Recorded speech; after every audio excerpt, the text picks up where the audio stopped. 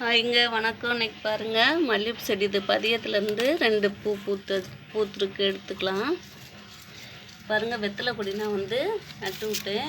வெத்தலை கொடி இந்த இதுலேருந்து இது பதியம் போட்டிருக்கேன். பாருங்கள், பதியம் நல்லா வளர்ந்துருச்சு. அதே மாதிரி ரோஸ் செடியும் பதியம் போட்டிருக்கு. இப்போ பாருங்கள், இந்த பதியம் இருக்கவே இது வளர்ந்துருக்கு பார்த்தீங்களா?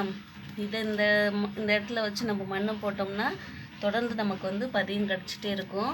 ஒரே நேரத்தில் நம்ம நிறையா பதியம் எடுக்க முடியும் பாருங்கள்.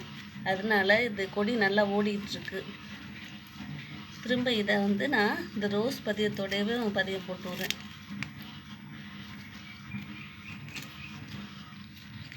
நான் 1 மாதம் ஆகும். அதுக்குள்ளே இந்த ஒவ்வொரு கணுவில் இருந்தும் நமக்கு வேர் வரும். அதனால் நம்ம நான் அப்படியே நட்டு விட்டாலே நமக்கு வேர் வரும். பாருங்கள், மண்ணுக்குள்ளே எந்த செடி இருக்கோ அது வேர் வந்துடும். இப்படி தான் நம்ம பதியம் போடணும். இது வெத்தலை கொடி பதியத்துலேயே பதியம் போடுறேன்.